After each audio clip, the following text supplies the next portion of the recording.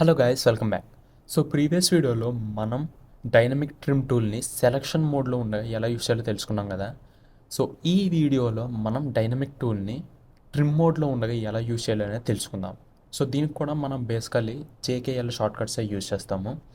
And ఇప్పుడు నేను trim మోడ్లో ఉన్నాను, రైట్. అండ్ దెన్ ఇప్పుడు నేను ఒక క్లిప్ని సెలెక్ట్ చేసి అండ్ దెన్ డైనమిక్ ట్రిమ్ టూల్ని సెలెక్ట్ చేస్తాను. సో దీనికి షార్ట్కట్ డబ్ల్యూ కాబట్టి డబ్ల్యూ ప్రెస్ చేశాను. అండ్ దెన్ మన ప్లే హెడ్ కూడా చేంజ్ అయింది.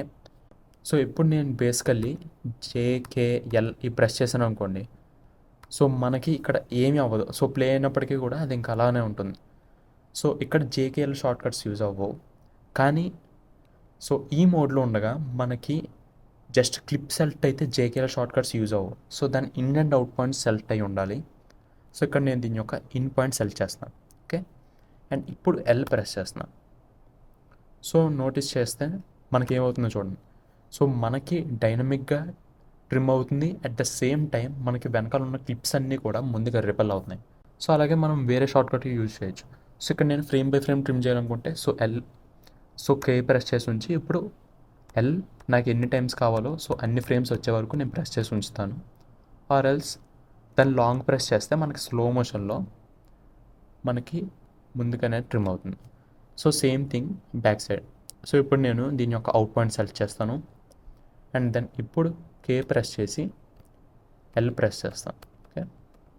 సో ఇప్పుడు మన క్లిప్ ఎక్స్టెండ్ అవుతుంది. అట్ ద సేమ్ టైం మనకి ఈ వెనకాల ఉన్నవన్నీ వెనక్కి రిపెల్ అవుతున్నాయి.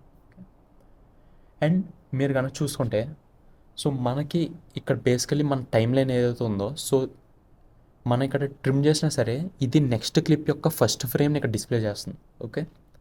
సో ఇప్పుడు నేను కే ప్రెస్ చేసి జే ప్రెస్ చేశాను అనుకోండి. సో మనకి బేసికలీ సో కే ప్రెస్ చేసి జే ప్రెస్ చేశాను అనుకోండి. సో మనకి ఇక్కడ ట్రిమ్ అవుతుంది. బట్ ఫైనల్లీ మీరు ఇక్కడికి వచ్చి చూస్తే మీకు దీని యొక్క నెక్స్ట్ దాంట్లో ఫస్ట్ ఫ్రేమ్ కనిపిస్తుంది. ఓకే. సో అలా కాకుండా మీరు పర్టికులర్లీ సో ఇలా కాకుండా మీరు ఆ పర్టికులర్ క్లిప్ ఉంది కదా, సో దాని యొక్క ఫస్ట్ అండ్ లాస్ట్ ఫ్రేమ్స్ చూడాలనుకుంటే సో ఆ ప్లే హెడ్ అక్కడ తీసుకొచ్చి సో ఇప్పుడు మీరు సెమీ కాలం క్లిక్ చేస్తే మీకు అందులో ఉన్న ఫస్ట్ ఫ్రేమ్ కనిపిస్తుంది. అండ్ దాని పక్కన ఉన్న అపాస్ట్రఫీ కీ ప్రెస్ చేస్తే మీకు అందులో ఉన్న లాస్ట్ ఫ్రేమ్ కనిపిస్తుంది.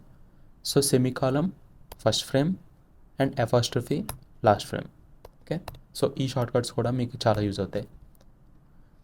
అండ్ గైస్, ఈ డైనమిక్ ట్రిమ్ టూల్ని యూజ్ చేయడం మీరు ప్రాక్టీస్ చేయండి. ఎందుకంటే మీరు డవింజీలో ప్రొఫెషనల్ అవ్వాలంటే ఈ డైనమిక్ ట్రిమ్ టూల్తో క్లిప్స్ అనేవి ట్రిమ్ చేయడం తెలుసుకోవాలి. అండ్ దీనివల్ల ఏంటంటే మనం స్లో మోషన్లో కానీ ఫాస్ట్ మోషన్లో కానీ మనం క్లిప్స్ అనేవి ఎడిట్ చేయగలం. So that's it for this video. See in the next one. Bye.